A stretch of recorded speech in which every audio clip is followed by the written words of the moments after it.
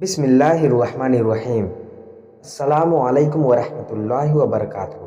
اللہ والوں کی یہ بھی خواہش رہتی ہے کہ ان کی ملک میں مال و متاع کچھ نہ رہے، پھر حضور صلی اللہ علیہ وسلم کا تو کیا پوچھنا، جو سارے نبیوں کے سردار، سارے اولیاء کے سرتاج، حضور صلی اللہ علیہ وسلم کو اس کی خواہش کیوں نہ ہوتی کہ میں دنیا سے بالکل فارغ ہو جاؤں۔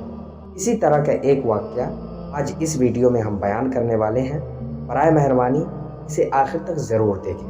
حضرت بلال رضی اللہ تعالیٰ عنہ سے ایک صاحب نے پوچھا کہ حضور صلی اللہ علیہ وسلم کے اخراجات کی کیا صورت ہوتی تھی۔ حضرت بلال رضی اللہ تعالیٰ عنہ نے فرمایا کہ حضور صلی اللہ علیہ وسلم کے پاس کچھ جمع تو رہتا ہی نہیں تھا، یہ خدمت میرے سپرد تھی، جس کی صورت یہ تھی کہ کوئی مسلمان بھوکا آتا تو حضور صلی اللہ علیہ وسلم مجھے ارشاد فرما دیتے، میں کہیں سے قرض لے کر اس کو کھانا کھلا دیا کرتا تھا۔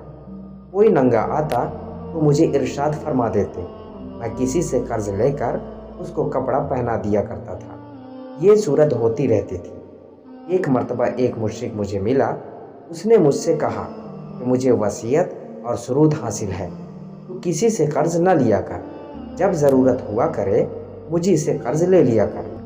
میں نے کہا اس سے بہتر کیا ہوگا، اس سے قرض لینا شروع کر دیا۔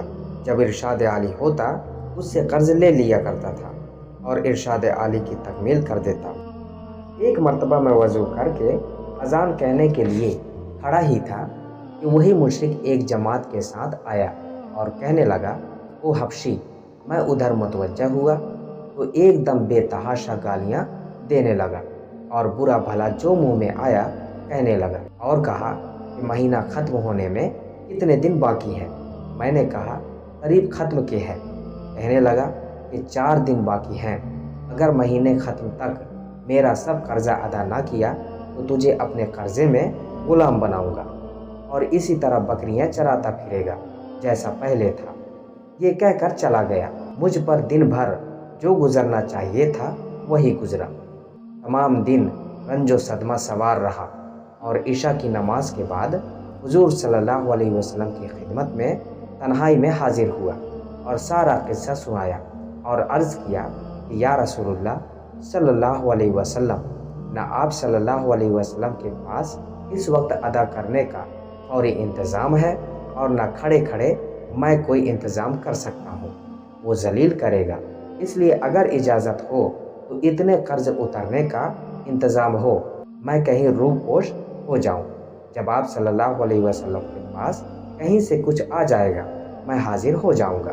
یہ عرض کر کے میں گھر آیا، تلوار لی، ڈھال اٹھائی، جوتا اٹھایا، یہی سامان سفر تھا اور صبح ہونے کا انتظار کرتا رہا کہ صبح کے قریب کہیں چلا جاؤں گا۔ صبح قریب ہی تھی کہ ایک صاحب دوڑے ہوئے آئے کہ حضور صلی اللہ علیہ وسلم کی خدمت میں جلدی چلو۔ میں حاضر خدمت ہوا تو دیکھا کہ 4 اونٹنیاں جن پر سامان لدا ہوا تھا بیٹھی ہیں۔ حضور صلی اللہ علیہ وسلم نے فرمایا، خوشی کی بات سناؤں، اللہ تعالیٰ نے تیرے قرضے کی بے باکی کا انتظام فرما دیا ہے، یہ اونٹنیاں بھی تیرے حوالے اور ان سب کا سامان بھی۔ فدق کے رئیس نے یہ نذرانہ مجھے بھیجا ہے۔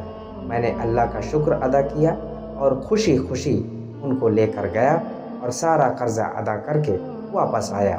حضور اقدس صلی اللہ علیہ وسلم اتنے مسجد میں انتظار فرماتے رہے۔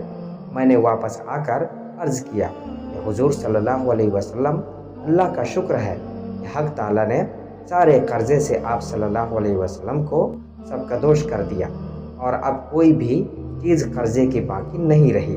حضور صلی اللہ علیہ وسلم نے دریافت فرمایا کہ سامان میں سے بھی کچھ باقی ہے؟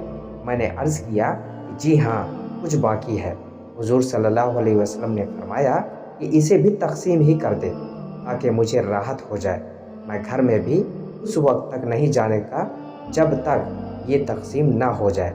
تمام دن گزر جانے کے بعد عشاء کی نماز سے فراغت پر حضور صلی اللہ علیہ وسلم نے دریافت فرمایا کہ وہ بچا ہوا مال تقسیم ہو گیا یا نہیں۔ میں نے عرض کیا کہ کچھ موجود ہے، ضرورت مند آئے نہیں۔ حضور صلی اللہ علیہ وسلم نے مسجد ہی میں آرام فرمایا۔ دوسرے دن عشاء کے بعد پھر حضور صلی اللہ علیہ وسلم نے فرمایا، کہو جی کچھ ہے؟ میں نے عرض کیا کہ اللہ تعالیٰ نے آپ صلی اللہ علیہ وسلم کو راحت عطا فرمائی کہ وہ سب نمٹ گیا۔ حضور صلی اللہ علیہ وسلم نے اللہ کی حمد و ثنا فرمائی۔ حضور صلی اللہ علیہ وسلم کو یہ ڈر ہوا کہ خدا نخواستہ موت آ جائے اور کچھ حصہ مال کا آپ صلی اللہ علیہ وسلم کی ملک میں رہے۔ اس کے بعد گھروں میں تشریف لے گئے اور بیویوں سے ملے۔ تو میرے پیارے دوستو، امید کرتا ہوں کہ یہ واقعہ پسند آیا ہوگا۔ اگر پسند آیا ہو تو لائک کرنا نہ بھولیں۔ اب ملتے ہیں اگلی ویڈیو میں، تب تک کے لیے دعا کی درخواست کے ساتھ اللہ حافظ۔